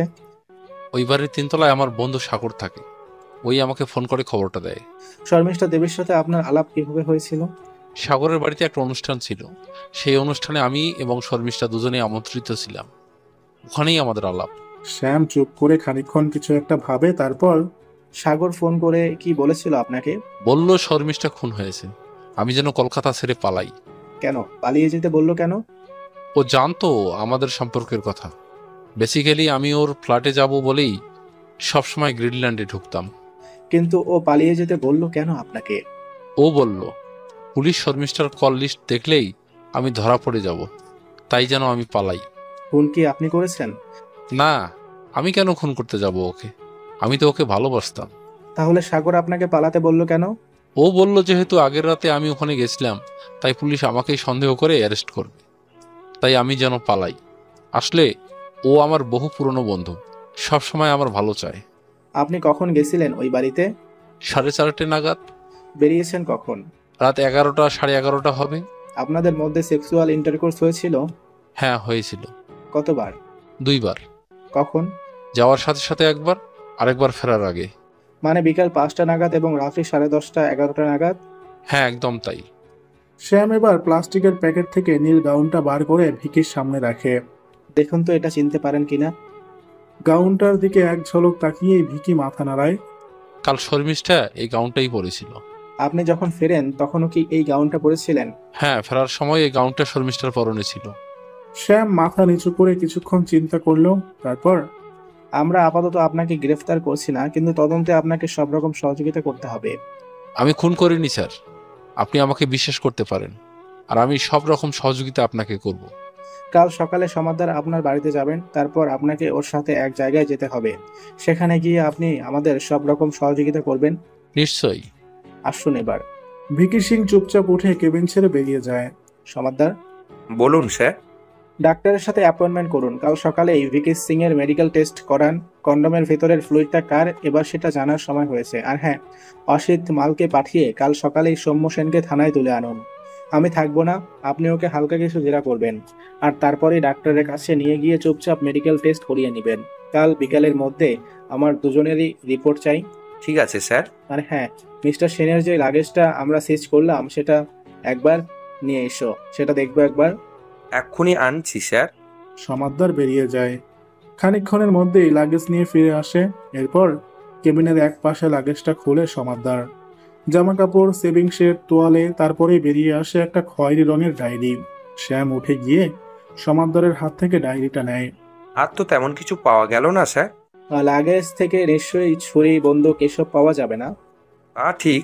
পরদিন সকাল 8টার সময় সমাদদারকে ফোন করলো শ্যাম। 2-3বার রিং হওয়ার পরেই অপর প্রান্ত থেকে সমাদদার ফোনটা রিসিভ করলো। হ্যাঁ স্যার, বলুন। সৌম্য সেনকে কখন তুলতে যাচ্ছেন? ওনাকে ফোন করে বাড়িতে থাকতে বলেছি। সকাল 9টা নাগাদ অসিত যাবে ওকে তুলতে। ডাক্তারের কাছে সকাল 10টার সময় করা হয়েছে, আর ভিকি সিং এর সময় করা হয়েছে সকাল 11:30টার সময়। ভেরি গুড, বিকেলের মধ্যে আমার রিপোর্ট চাই। পেয়ে যাবেন স্যার। আর হ্যাঁ, ভিকি আর সৌম্য সেনের মেডিকেল টেস্টের পরে ওদের থানায় এনে বসিয়ে রাখবেন। সৌম্য সেনকে আজ অ্যারেস্ট করা হতে পারে। ওর বিরুদ্ধে কোনো প্রমাণ পাওয়া গেছে কি? এই মুহূর্তে কয়েকটা বিষয় ওর বিরুদ্ধে যাচ্ছে সমাদদার। আমি এখন ফাইনাল এভিডেন্স সংগ্রহে বেরোচ্ছি। দুপুরে আবার কথা হবে। Okay sir. ফোন রাখতেই শ্যামের বাড়ির বাইরে গাড়ির হর্ন বেজে উঠল। অনন্তকে কালকেই বলে রেখেছিল আজ সকাল 8টার মধ্যে বাড়িতে আসার জন্য। আজও সৌম্যর অফিসে যাবে। বারান্দায় বেরিয়ে অনন্তকে একবার হাত দেখায় শ্যাম, তারপর দ্রুত তৈরি হয়ে নিয়ে বেরিয়ে পড়ে। গন্তব্য নিউ টাউনের একটি বিখ্যাত শপিং মল। এই শপিং মল বিল্ডিং এর টপ ফ্লোরে সৌম্যর অফিস। সকাল 9:30টার মধ্যে ওখানে পৌঁছিয়ে সেই সময়কার অফিসের পরিস্থিতিটা বুঝে নিতে চাচ্ছে শ্যাম। অনন্তকে দ্রুত ড্রাইভ করতে বলে ও। ড্রাইভার অনন্ত যতটা সম্ভব দ্রুত গাড়ি চালাতে থাকে। বাইপাসে গাড়ি উঠতেই শ্যাম একটা সিগারেট ধরায়, আর তারপরেই গভীর চিন্তার জগতে ও ডুব দেয়। কাল রাতে সৌম্যের ডায়েরিটা হাতে পাওয়ার পরে কেসের অনেকটাই যেন সমাধান হয়ে এসেছে। এখন শুধু প্রমাণের অপেক্ষা। সেই প্রমাণটা পেলেই সৌম্য সেনকে অ্যারেস্ট করতে আর সমস্যা হবে না। এইসব ভাবতে ভাবতে ঠিক 9:20 সময় গাড়ি শপিং মলের সামনে এসে দাঁড়ায়। শ্যাম গাড়ি থেকে নেমে সানগ্লাসটা পরে নেয়। শপিং মল কমপ্লেক্সে ঢুকে চারপাশটা খুঁটিয়ে খুঁটিয়ে দেখতে থাকে। দুটো ব্লকের কমপ্লেক্স, পাশাপাশি দুটো টাওয়ার উঠে গেছে। একটা টাওয়ারের শপিং কমপ্লেক্স আর একটা টাওয়ারে শুধু নানা কোম্পানির অফিস। দুটো টাওয়ারের টপ ফ্লোর ব্রিজের মতো করে জোড়া রয়েছে, যাতে একটি টাওয়ার থেকে আরেকটি টাওয়ারে চলে যাওয়া যায়। পুরো কমপ্লেক্সটা সিসিটিভিতে মোড়া। শ্যাম অফিস টাওয়ারের দিকে এগিয়ে যায়। এই টাওয়ারের একদম টপ ফ্লোরে সৌম্য সেনের অফিস। ঠিক 9:30টার সময় শ্যাম সৌম্য সেনের অফিসে গেটে এসে উপস্থিত হয়। গেটের সামনে একজন সিকিউরিটি গার্ড বসে রয়েছে। শ্যাম এগোতেই সিকিউরিটি গার্ডটি এগিয়ে আসে। কোথায় যাবেন? ভেতরে রিসেপশনে কথা বলবো। অফিস খোলেনি এখনো, 10টার সময় আসুন। আমি কসবা থানা থেকে আসছি, কিছু ইনভেস্টিগেশনের প্রয়োজনে এসেছি। কিন্তু স্যার, আমি তো এই বিষয়ে কিছুই বলতে পারবো না। আপনি আপনার বসকে ফোন করুন, আমি কথা বলবো। ঠিক আছে স্যার। সিকিউরিটির ছেলেটি ফোনে ওর বসকে ধরে। হ্যালো। হ্যালো, আমি রাজবীর সোনাল বলছি, কসবা থানা। হ্যাঁ স্যার, বলুন। আপনি জানেন যে সৌম্য সেনের স্ত্রী মার্ডার হয়েছেন? হ্যাঁ স্যার, জানি। আপনাদের থানা থেকে গতকাল একজন অফিসার এসেছিল সৌম্যের ব্যাপারে খোঁজ নিতে। ওনাকে আমরা সব রকম সহযোগিতা করেছি। সহযোগিতা না করলে আপনাদেরও বিপদে পড়তে হবে। এনিওয়ে, আমি আপনাদের অফিসটা একটু ঘুরে দেখব এবং মিস্টার সেনের কাজের জায়গাটাও আমাকে সার্চ করে দেখতে হবে। কিন্তু আমার কাছে অফিসিয়াল নির্দেশ রয়েছে। আপনি যদি আমাকে শান্তিতে কাজ করতে না দেন তাহলে আমাকে বাহিনী নিয়ে আসতে হবে। না না, দরকার পড়বে না, আপনি ঘুরে দেখুন অফিসটা। দরজা ঠেলে অফিসের ভিতরে ঢুকে পড়ে শ্যাম। অফিসের সর্বত্র সিসিটিভি রয়েছে। স্যাম প্রত্যেকটা রুমের দরজা খুলে খুলে দেখতে থাকে। রুমগুলোর ভিতরে কোনো সিসিটিভি নেই। সমস্ত ক্যামেরাই করিডোরে এবং সাধারণ কর্মচারীরা যেখানে বসে কাজ করছে সেখানে রয়েছে। ব্যক্তিগত কেবিনগুলো সব ক্যামেরা মুক্ত। শ্যাম সৌম্যের কেবিনে গিয়ে ঢোকে। সমস্ত ডয়ার লক করা। একটা আলমারি রয়েছে, সেটাও লক করা। সিকিউরিটিকে জিজ্ঞাসা করে শ্যাম জানতে পারে যে সমস্ত লকের চাবি সৌম্যর কাছে রয়েছে। এরপর শ্যাম অফিসের বোর্ড রুমে গিয়ে ঢোকে। বোর্ড রুমে ঢোকার মুখে ক্যামেরা থাকলেও বোর্ড রুমের ভিতরে কোনো ক্যামেরা নেই। শ্যাম বোর্ড রুমটা খুঁটিয়ে দেখতে থাকে। বোর্ড রুমের ভিতরে আরেকটা দরজা রয়েছে। শ্যাম সেই দরজাটার দিকে এগিয়ে যায়। তারপর দরজার ফ্লাশটা নিচে নামাতেই দরজাটা খুলে যায় এবং এক ঝলক তাজা রোদ বোর্ড রুমের ভিতরে এসে ঢোকে।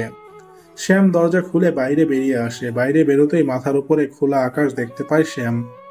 বুঝতে পারে এটা হলো দুটো টাওয়ারের সংযোগকারী সেই ব্রিজটা। শ্যাম চারপাশটা খুঁটিয়ে দেখে। এখানে কোনো সিসিটিভির বালাই নেই। কেউ সহজেই এই ব্রিজটা ব্যবহার করে এই টাওয়ার থেকে অন্য টাওয়ারে চলে যেতে পারে। শ্যাম ব্রিজ ধরে অন্য টাওয়ারের দিকে হাঁটা লাগায়। দুটি ছেলে মেয়েকে ব্রিজের উপরে দাঁড়িয়ে দাঁড়িয়ে সিগারেট খেতে দেখা গেল। এত উঁচুতে হওয়াতে এখানে হাওয়াও প্রচুর। শ্যাম দ্রুত গতিতে হেঁটে অপর প্রান্তের টাওয়ারে গিয়ে পৌঁছায়। অপর প্রান্ত বিরাট বড় দরজা। শ্যাম দরজার হাতল ধরে পুল করতেই দরজা খুলে যায়। শ্যাম দরজার ভিতরে গিয়ে ঢোকে। ভেতর দিয়ে গিয়ে ঢুকতেই বুঝতে পারে এটি এই টাওয়ারের সিঁড়ির ঘর। চারপাশটা ভালো করে দেখে নেয় শ্যাম। কোথাও কোনো সিসিটিভি নেই। শ্যাম দ্রুত গতিতে সিঁড়ি দিয়ে নামতে থাকে। 20 তলার ওপর থেকে নিচে নামতে মিনিট 10 সময় লাগে ওর। নিচে নেমে বাইরে বেরোতেই বুঝতে পারে এদিকটা টাওয়ারের পেছন দিক। এদিকে কোনো লোকজন নেই, ক্যামেরা থাকার তো প্রশ্নই ওঠে না। একটু এগোতেই কমপ্লেক্সের বাইরে বেরোনোর পেছনের দিকটার গেট চোখে পড়ে, কিন্তু গেটটা এখন বন্ধ। এবার পুরো বিষয়টাই শ্যামের কাছে পরিষ্কার হয়ে যায়। এয়ারপোর্ট থেকে ফেরার পরে সৌম্য 9:30টার সময় অফিসে ঢোকে। তারপর ও ক্যামেরাকে ফাঁকি দেওয়ার জন্য বোর্ডরুমে ঢোকে। সেখানে থেকে আরেকটা দরজা খুলে ব্রিজে গিয়ে পৌঁছায়। সেখান থেকে অপর প্রান্তের টাওয়ারে এসে সিঁড়ি দিয়ে নিচে নেমে আসে। তারপর পেছনের গেট দিয়ে বাইরে বেরিয়ে যায়। এরপর বাড়িতে ফিরে এসে স্ত্রীর সাথে ইন্টারকোর্স করে, কিন্তু এরপর কন্ডোমের হিসাব না মেলাতে পেরে এবং কোনো পাকা প্রমাণ হাতে না আসাতে ও নিজের স্ত্রীকে ঠান্ডা মাথায় খুন করে। খুনের পরে ও একই রাস্তা দিয়ে আবার নিজের অফিসে ফেরত আসে। শ্যাম এখন রক্তের স্বাদ পাওয়া বাঘের মতো আক্রমণাত্মক হয়ে উঠেছে। সিকিউরিটির ছেলেটিকে দেখে শ্যাম উত্তেজিতভাবে বলে ওঠে, সিসিটিভি ফুটেজ কার কাছে রয়েছে? সার্ভিস ইঞ্জিনিয়ারের কাছে। নিয়ে চলুন। সিকিউরিটির ছেলেটি স্যামকে সার্ভিস ইঞ্জিনিয়ারের ঘরে নিয়ে যায়।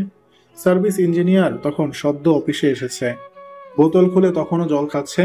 শ্যাম আর সিকিউরিটি এইভাবে হঠাৎ করে ঘরে ঢুকে পড়াতে ইঞ্জিনিয়ার বিরক্ত হয়ে ওঠে। কি হলো, এভাবে দরজা নক না করে ভিতরে ঢুকে পড়লেন? ছেলেটির কথা বলার ভঙ্গিমা অত্যন্ত কুৎসিত। শ্যাম পেছন ফিরে ঘরের দরজা ছিটকিনিটা তুলে দেয়। এ কি, সিটকিনি তুলে দিলেন কেন আপনি? গতকাল সকালের সিসিটিভি ফুটেজ দেখব। কি আপনি? উত্তেজিতভাবে কথাটা বলে ওঠে ছেলেটি। রাজবীর সান্যাল, কসবা থানা। ছেলেটি খানিকক্ষণ তাকিয়ে থাকে শ্যামের দিকে, তারপর অত্যন্ত রুক্ষ স্বরে বলে ওঠে, এভাবে সিসিটিভি ফুটেজ দেওয়া যাবে না। আপনি কোম্পানির হায়ার অপটিক্যাল কাজে অ্যাপ্লাই করুন। ওরা আপনাকে নিজে দিলেই তবে আপনি ফুটেজ দিতে পারবেন। আমার হাতে অত সময় নেই ইঞ্জিনিয়ার। সময় নিয়ে তারপর আসুন। আর বেশি সময় দিলে ফুটেজ নষ্ট করে ফেলা হতে পারে। ফুটেজ আমার এখনই চাই। মগের মুলুক নাকি? যান, বেরোন এখান থেকে। মুহূর্তের মধ্যে শ্যামের চোয়াল দুটো শক্ত হয়ে ওঠে। ও ছেলেটির চেয়ারের পাশে গিয়ে দাঁড়ায়, তারপর এক বিশাল লাথি বসিয়ে দেয় চেয়ারটির গায়ে। চেয়ার সমেত ছেলেটি ছিটকে পড়ে 4-5 হাত দূরে। শ্যাম সাথে সাথে পকেট থেকে নিজের সার্ভিস পিস্তলটি বার করে, তারপর ছেলেটির কলার টেনে তুলে ওর মাথাতেই সেই পিস্তলটি ঠেকায়। চুপচাপ ফুটেজ দেখাবি তুই, নাহলে এখানে তোর খুলি উড়িয়ে দেব আমি। আমার নাম রাজবীর সান্যাল। আমি তোর কি হাল করতে পারি সেই বিষয়ে তোর কোনো আইডিয়া নেই। ছেলেটি আর কথা বাড়ায় না, চুপচাপ কম্পিউটারের সামনে গিয়ে বসে। কবেকার ফুটেজ দেখবেন? গতকাল সকাল 9:30 থেকে 10:30টার ফুটেজ। ছেলেটি 9:30 থেকে সারা অফিসের ফুটেজ দেখাতে থাকে। ফুটেজ পরিষ্কার দেখা যায় যে সৌম্য ঠিক 9:30টার সময় ওর লাগেজ সমেত অফিসে এসে ঢুকলো। ওর কাঁধে একটা ব্যাগও রয়েছে। অফিসে ঢুকে সোজা নিজের ক্যাবিনে ঢুকে গেল। 9:40 নিজের ক্যাবিন থেকে বেরিয়ে বোর্ডরুমে গিয়ে ঢুকলো। কাঁধে একটা ব্যাগ। শ্যাম পুরো সিসিটিভি ফুটেজটা নিজের মোবাইলে ভিডিও করে নিল। আপনার ফুটেজের হার্ড ডিস্ক আমার চাই। এই সংক্রান্ত থানার চিঠি আজকে আপনাদের কাছে এসে পৌঁছাবে। আর এর মধ্যে ফুটেজের যদি কোনো ক্ষতি হয় তার জন্য আপনি দায়ী থাকবেন। মনে রাখবেন, আপনাকে সমেত পুরো ফুটেজটাই আমি রেকর্ড করে নিয়ে গেলাম। ছেলেটি মাথা নাড়ায়। শ্যাম সানগ্লাসটা চোখে পড়ে নেয়, তারপর লিফটে করে সোজা নিচে নেমে আসে। স্যার, আসবো? এসো সমাদদার, বসো। সমাদদার ভিতরে ঢুকে শ্যামের উল্টো দিকের চেয়ারে গিয়ে বসে। মেডিকেল টেস্ট হয়ে গেছে, দুজনকেই বাইরে বসিয়ে রেখেছি। সমস্ত এভিডেন্স সৌম্যের বিপক্ষে। খুব সম্ভবত সৌম্যই খুনি। কিভাবে? সৌম্যর লাগেজ থেকে যে ডায়েরিটা পাওয়া গেছে সেটা আমি গতকাল রাতে বাড়িতে নিয়ে যাই। খুব মন দিয়ে ডায়েরির প্রতিটা পাতা আমি পড়তে থাকি। এভাবে পড়তে পড়তে হঠাৎ একটি পাতাতে কন্ডোম সংক্রান্ত একটা হিসাব দেখতে পাই। সেখানে ডেট অনুযায়ী কন্ডোমের ব্যবহার এবং বাক্সের ভিতরে থাকা কন্ডোমের হিসাব রয়েছে। হিসাবে দেখতে পাওয়া যাচ্ছে যে প্রায় কন্ডোমের হিসাবে গোলমাল হচ্ছে। তাই যদি হয় তাহলে সৌম্য ওর বউকে সন্দেহ করবে, এটাই স্বাভাবিক। কিন্তু এখানে খুনের প্রমাণ পেলেন কোথা থেকে? সৌম্যের ডায়েরির হিসাব অনুযায়ী কন্ডোম থাকার কথা 60টি, কিন্তু আমরা বক্সে পেয়েছি 4টি কন্ডোম। কিন্তু আশ্চর্যের বিষয়, সৌম্যের ডায়েরিতে গতকালের ডেট দিয়ে লেখা রয়েছে বাক্সে পড়ে থাকা কন্ডোমের সংখ্যা 4। ও যদি গতকাল দুপুর 2টো নাগাদ বাড়িতে ফিরে থাকে সেক্ষেত্রে ওর স্ত্রী ততক্ষণে খুন হয়ে গেছে। নিজের স্ত্রীর খুন হয়ে যাওয়া মৃতদেহ দেখার পরেও নিশ্চয়ই তখন কন্ডোমের হিসাব কষতে বসবে না। যতদূর সম্ভব ও আগে কন্ডোমের হিসাব করেছে, তারপরে খুনটা করেছে। একদম ঠিক। এছাড়া ওর অফিসের সিসিটিভি ফুটেজ ওর বিরুদ্ধে গেছে সমাদার। তুমি কাউকে ওর অফিসে পাঠিয়ে গতকাল সকাল 9:30 থেকে দুপুর 2টো পর্যন্ত ফুটেজ নিয়ে আসো। আমি এক্ষুনি কাউকে পাঠাচ্ছি স্যার। গুড সৌম্য, সেনকে ভেতরে পাঠাও। ঠিক আছে স্যার। সমাদদার বেরিয়ে যায়। স্যাম একটা সিগারেট ধরায়। কেবিনটা আবার ধোঁয়ায় ভরে ওঠে। খানিকক্ষণের মধ্যেই সৌম্যকে নিয়ে সমাদদার ফিরে আসে। শ্যাম চোখের ইশারা করতেই সৌম্য চেয়ারটায় গিয়ে বসে। পাশের চেয়ারে সমাদদার বসে। ধীরে সুস্থে সিগারেটটা শেষ করে শ্যাম সৌম্যের দিকে তাকায়। মিসেস শর্মিষ্ঠা সেনকে খুনের অভিযোগে আমরা আপনাকে গ্রেফতার করছি। না স্যার, আমি আমার স্ত্রীকে খুন করিনি। আপনার স্ত্রীর অন্য পুরুষের সাথে অবৈধ সম্পর্ক ছিল, সেই রাগ থেকে আপনি আপনার স্ত্রীকে খুন করেন। মিথ্যে কথা, আমি আমার স্ত্রীকে খুন করিনি। তাহলে আপনি আমাকে একটা প্রশ্নের উত্তর দিন মিস্টার সেন। কি প্রশ্ন? আপনার কন্ডোম সংক্রান্ত ডায়েরিতে আপনি গতকালের ডেট দিয়ে লিখে রেখেছেন যে প্যাকেটে অবশিষ্ট কন্ডোমের সংখ্যা 4। আপনি কন্ডোমের সংখ্যা কখন গুনলেন মিস্টার সেন? স্ত্রীর মৃতদেহ দেখার পরে না আগে? সৌম্য খানিকক্ষণ মাথা নিচু করে বসে থাকে। তারপর আস্তে আস্তে বলে ওঠে, মৃতদেহ দেখার পরে। কখন? 2টোর সময়। মিথ্যে কথা, মিথ্যে কথা বলছেন আপনি। চিৎকার করে ওঠে শ্যাম। আপনার অফিসের সিসিটিভি ফুটেজে দেখা গেছে সকাল 9:40-এ আপনি বেডরুমে ঢুকেছেন। তারপর ব্রিজ ব্যবহার করে উল্টো দিকের টাওয়ারে যান আপনি। তারপর টাওয়ারের সিঁড়ি বেয়ে নিচে নেমে আসেন যাতে কোনো ক্যামেরায় আপনাকে দেখা না যায় যে আপনি অফিসের বাইরে যাচ্ছেন। তারপর বাড়িতে ফিরে এসে কন্ডোমের হিসেবে গোলমেল দেখে আপনি নিজের স্ত্রীকে খুন করেন। না স্যার, ব্যাপারটা যেমন ভাবছেন তেমন নয়। তাহলে ব্যাপারটা কি? সত্যি কথা বলুন আপনি। সৌম্য খানিকক্ষণ চুপ করে থাকে। তারপর, আমি দিল্লি থেকে প্রায় 20 লাখ টাকা ক্যাশ পেমেন্ট নিয়ে এসেছিলাম। এত টাকা ক্যাশ সাথে থাকাতে আমি এয়ারপোর্ট থেকে সোজা অফিসে এসে ঢুকি। তারপর হায়ার অথরিটি নির্দেশে আমি 9:40 নাগাদ টাকাটা জমা করতে অফিস থেকে বেরোই। বেডরুম দিয়ে কেন? আমরা যখন ক্যাশ নিয়ে বেরোই অফিস থেকে, তখন আমরা পেছনের গেট ব্যবহার করি ফর সিকিউরিটি রিজন। তারপর অফিস থেকে বেরিয়ে আমি স্টেট ব্যাংক নিউ টাউন শাখায় যাই। সেখান থেকে বেরোতে বেরোতে আমার প্রায় 11টা বেজে যায়। আর তারপরেই আমার কন্ডোমের হিসেবের কথা মনে পড়ে। মনের মধ্যে লুকিয়ে থাকা সন্দেহটা আবার জাগার দিয়ে ওঠে। আমি ওলা বুক করে 11:45 নাগাদ বাড়িতে গিয়ে পৌঁছাই। আস্তে করে দরজার লক ঘুরিয়ে ভেতরে ঢুকে দেখি শর্মিষ্ঠার মৃতদেহ খাটের উপরে চিত হয়ে পড়ে আছে। আমি খুব ভয় পেয়ে যাই। বুঝতে পারি ওর প্রেমিকই খুনটা করেছে, কিন্তু কন্ডোমের হিসেব মেলানোর লোকটা সামলাতে পারি না। আমি ওয়ার্ড্রোব খুলে কন্ডোমের সংখ্যাটা গুনে নেই। তারপর চুপচাপ ফ্ল্যাটের লক বাইরে থেকে টেনে দিয়ে বাইরে বেরিয়ে আসি। তখনই পুলিশে ফোন করলেন না কেন? প্রথমত আমি খুব ভয় পেয়েছিলাম, দ্বিতীয়ত আমি ক্যাশ জমা করার মতন একটা গোপন কাজ বেরিয়ে বাড়িতে চলে এসেছি। এটা আমার অফিস, জানতে পারলে আমার রেকর্ডে রেড মার্ক পড়বে। তাই আমি দ্রুত আবার অফিসে ফিরে যাই। সেখানে লাগেজ খুলে ডায়েরিতে কন্ডোমের হিসাবটা লিখি। তারপর বায়োমেট্রিক সিগনেচার করে অফিস থেকে বেরিয়ে আসি। এরপর বাড়িতে এসে পুলিশে ফোন করি। শ্যাম খানিকক্ষণ চুপ করে কিছু ভাবে। তারপর সমাদদারের দিকে তাকিয়ে, নিউ টাউন স্টেট ব্যাংকের ফুটেজ চাই গতকাল সকাল 10টা থেকে 12টার। ঠিক আছে। ফুটেজ না পাওয়া পর্যন্ত ওনাকে থানায় বসিয়ে রাখুন। ঠিক আছে স্যার। সমাদদারের পেছন পেছন সৌম্য বেরিয়ে যায়। শ্যাম করিডোরে গিয়ে পায়চারি করতে থাকে। যদি সৌম্য সত্যি কথা বলে, যদি ব্যাংকের ফুটেজে ওকে ব্যাংকের ভেতর দেখা যায়, তাহলে কে খুন করলো? যদি ভিকি সিং সত্যি পরশু রাত 11টায় বেরিয়ে যায়, তাহলে খুনটা করলো কে? সকাল 10টা থেকে 11টার মধ্যে মৃতা খুন হয়েছে। 9টা থেকে 10টার মধ্যে সেক্স করেছেন। তাহলে ধরে নিতে হবে খুনি সকাল 9টা থেকে 11টার মধ্যে ফ্ল্যাটে ছিল। কে হতে পারে? সমাদদার, সমাদদার। শ্যামের চিৎকারে সমাদদার ছুটে আসে। বলুন স্যার। ভিকি সিংকে নিয়ে আসুন। কথাটা বলেই শ্যাম দ্রুত পায়ে নিজের ক্যাবিনে এসে উপস্থিত হয়। খানিকক্ষণের মধ্যেই ভিকি সিং কেবিনে এসে উপস্থিত হয়। পরশু যে দুবার আপনি শর্মিষ্ঠা দেবীর সাথে সেক্স করেছিলেন, কন্ডোম সমেত না কন্ডোম ছাড়া? কন্ডম সমেত। শর্মিষ্ঠাই কন্ডম দিয়েছিল। ব্যবহারের পরে সেই কন্ডোম দুটো কি করলেন আপনি? কাগজে মুড়ে জানলা দিয়ে বাইরে ছুড়ে দিই। কল রেকর্ড অনুযায়ী আপনার সাথে শর্মিষ্ঠা দেবীর রোজ কথা হতো, কিন্তু যেদিন উনি খুন হলেন সেদিন একবারও ওনাকে সকাল থেকে ফোন করলেন না কেন? আগের দিন রাতে আমি আর শর্মিষ্ঠা প্রচুর মদ্যপান করি, তাই পরদিন সকালে আমার ঘুম থেকে উঠতে দেরি হয়ে যায়। কখন ওঠেন ঘুম থেকে? 11:30 নাগাদ সাগর আমাকে ফোন করে ঘুম থেকে তুলে, আর তারপরেই ও আমাকে শর্মিষ্ঠার খুন হয়ে যাওয়ার কথাটা বলে।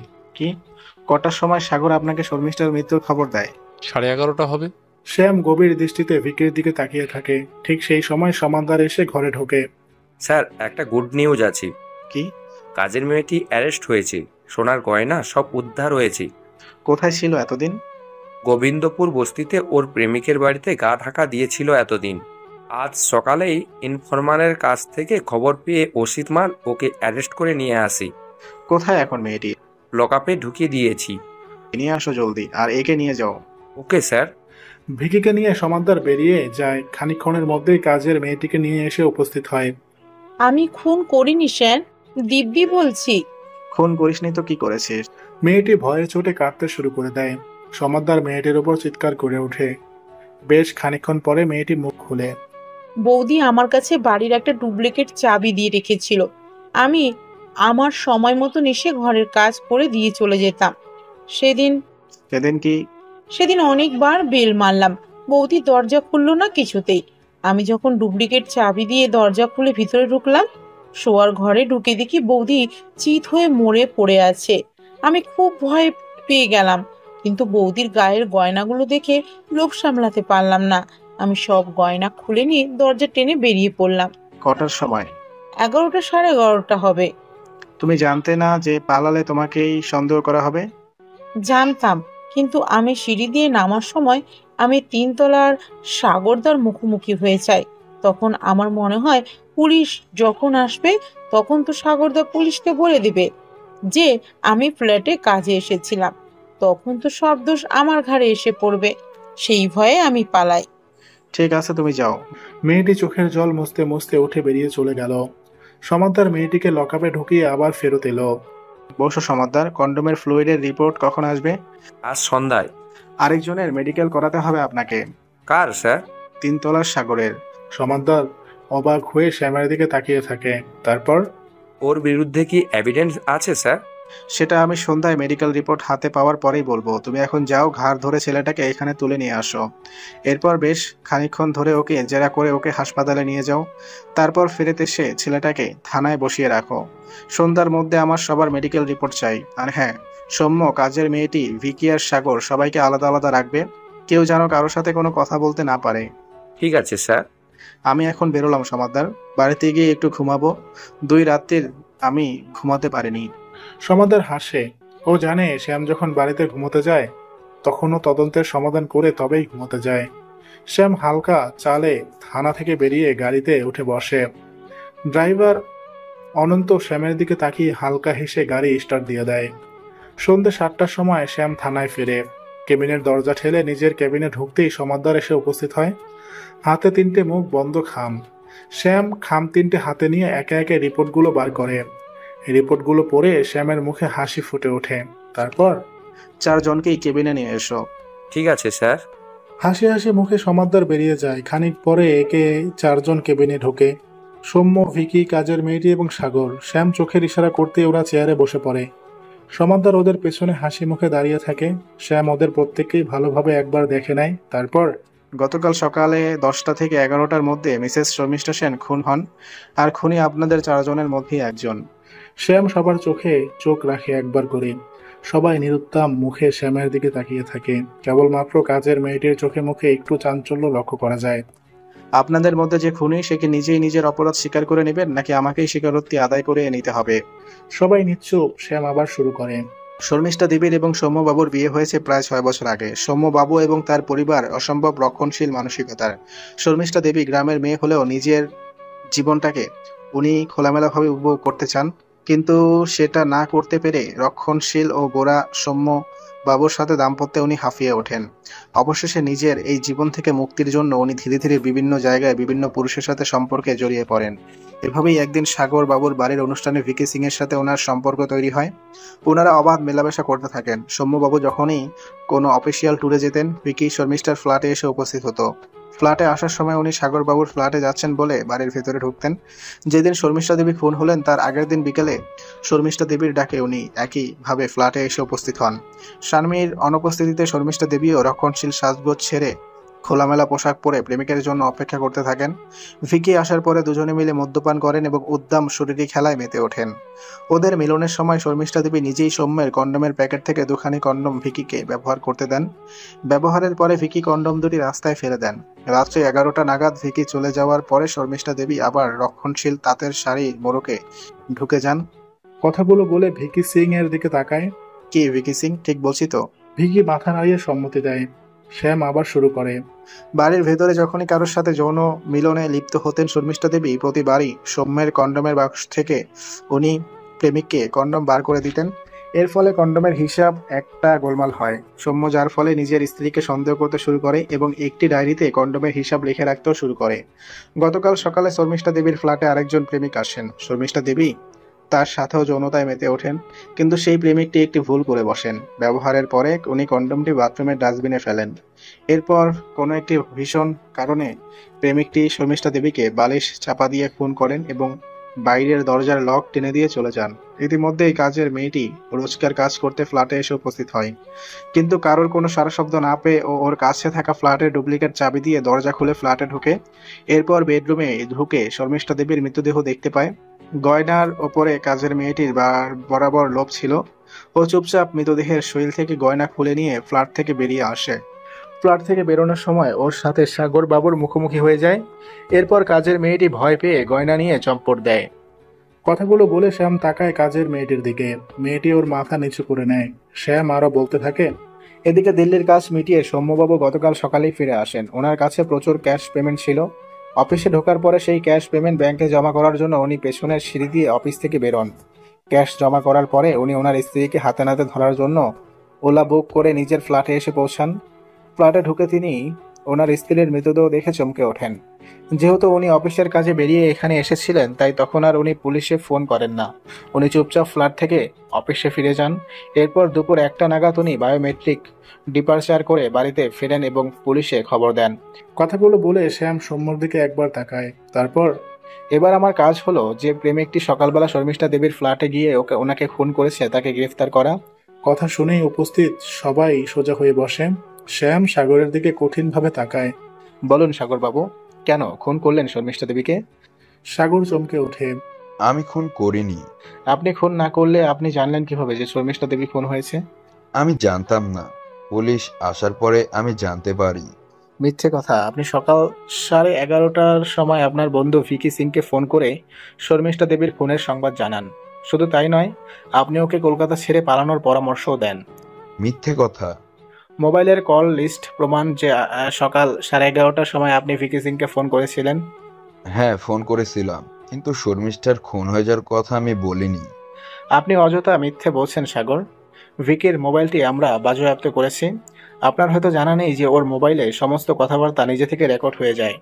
আমরা সেখান থেকে আপনার এবং ভিকির সমস্ত কথা শুনেছি, যেখানে সকাল 11:30টার সময় আপনি ভিকিকে ফোন করে শর্মিষ্ঠা দেবীর খুনের কথা জানাচ্ছেন এবং ওকে পালানোর পরামর্শ দিচ্ছেন। কি করে তখন আপনি জানলেন যে শর্মিষ্ঠা দেবী খুন হয়েছে? বলুন, বলুন সবার সামনে। মিথ্যে, সব মিথ্যে। চিৎকার করে ওঠে সাগর। শ্যাম সাথে সাথে চেয়ার ছেড়ে উঠে দাঁড়িয়ে সাগরের চুলের মুঠি চেপে ধরে। তারপর ওর গালে একটা সপাটে থাপ্পড় মেরে হিসিয়ে গলায় বলে ওঠে। শর্মিষ্ঠা দেবীর বাথরুমে যে কন্ডোমটা পাওয়া গেছে তার ভেতরের ফ্লুইডটা আপনার ছিল সাগর। মেডিকেল রিপোর্ট তাই বলছে।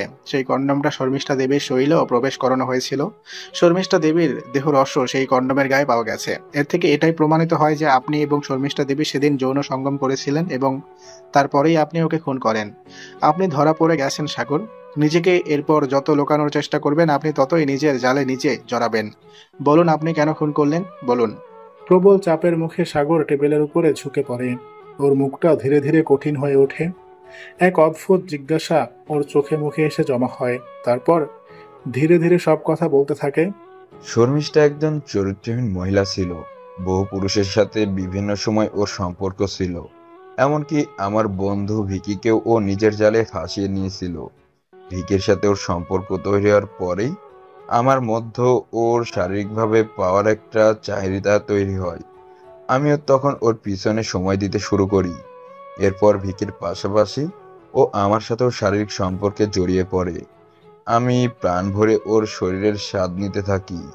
এর পিছনে খরচাও করতে থাকি দেদার। এমনকি ওর একটা হীরের নেকলেসও আমি উপহার দিই। এরপর আমি চাপ দিতে থাকি ভিকিকে ছেড়ে বেরিয়ে আসার জন্য, কিন্তু ও ভিকিকে ছাড়তে কিছুতেই রাজি ছিল না। এরপর গতকাল সকালে শারীরিক সম্পর্কের পরে আমি ওকে চেপে ধরি শুধুমাত্র আমার সাথে সম্পর্ক রাখ।